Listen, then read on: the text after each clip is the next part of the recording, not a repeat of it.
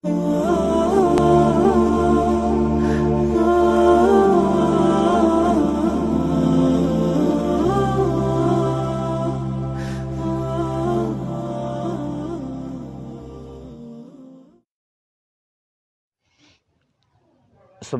لا علم لنا إلا ما علمتنا إنك أنت العليم الحكيم.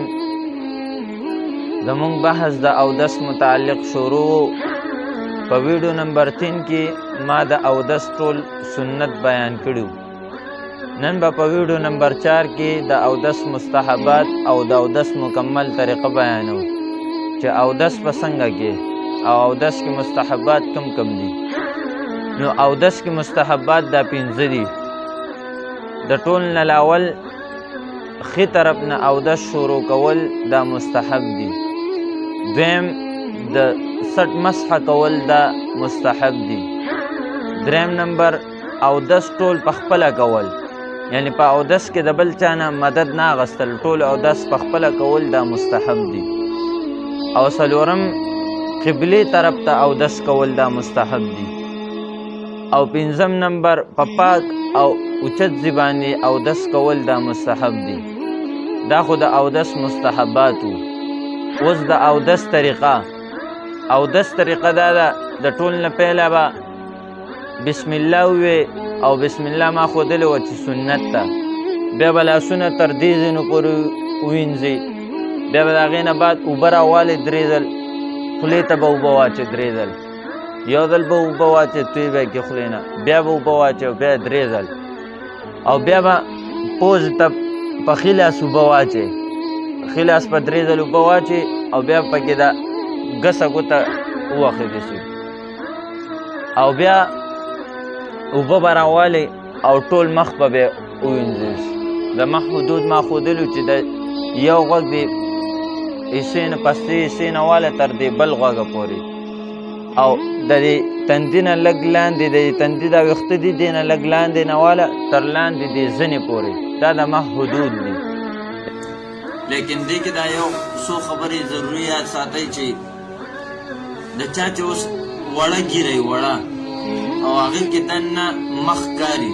نو د دغه کس دپاره به دا ضروري دي چې دا به ټول خپل مخ به لوندئ، او چا چې غټه ګیره یعنی مخ پکې دننه نه ښکاري، د مخ چې دا کم چمړه ده دا پکې نه ښکاري، نو دی به چې دی صرف د ګیرې د پاسه چې کوم دا ویښتې دا به لوندئ. د دپاره ضروري دا نه دي چې دا به مکمل اوبه دننه رسوي. او بل دی کې دا یو خبره ضروري یاد ساتئ چې کله په دې کې یو ویښته مقدار ځای هم وچ پاتې شي، دا چا چې یعنی یا ګیره نه یا وړه ګیره چې مخ پکې دننه ښکاري او دنه یو ویښته مقدار ځای هم وچ پاتې شو مخ په حدودو کې، نو اودس نه دی شوی. دا کس په اودس دوباره کوي، اعاده د اودس به کوي. بیا به د هغې نه بعد اوبه راوالي او د ښی طرف د لاس په تر دې ځینو پورې ووینځي، او بیا به اوبه راوالي دا لاس په تر دې ځینو پورې ووینځي، او بیا به اوبه به نورې نه راخلي، همدا لاسونه چې کوم دا لواندۍ د لاسونو نه چې کوم اوبه پاتې شي دی لاسونو پسې،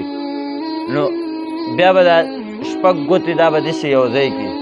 یعنې د دې لاس 3 ګوتې او د دې 3 لاس ګوتې دا به خپل منځ کې یو ځای کړي او دا 4 به داسې لرې کړي، او بیا به دې ځای نه شروع شي داسې تر اخره پورې، بیا به پرې داسې راشي او بیا پاتې شو دا 4 ګوتې، نو په دې 2 ګوتو به غوږونو کې چې دی دا به غوږونو کې ووښي داسې، او بیا به دا 2 ګوتې پاتې شو دې نه به دا به غوږ باندې شاته نه راولي غوږونو باندې، بیا به دا لاسونه داسې الټه کې داسې او په هغې باندې به د سټ مسح وکړي. دا سټ مسح ما وښودله اوس دې نه مخکې چې دا مستحب ده. بیا به د هغې نه بعد خپې به تر ګیټو پورې ووینځي، یعنې ګیټو کې چې دا کم راوتې هډوکي تر دغه ځینو پورې به خپې ووینځي، نو دغه پورې چې دی اودس دا تمام شو او کامل اودس شو.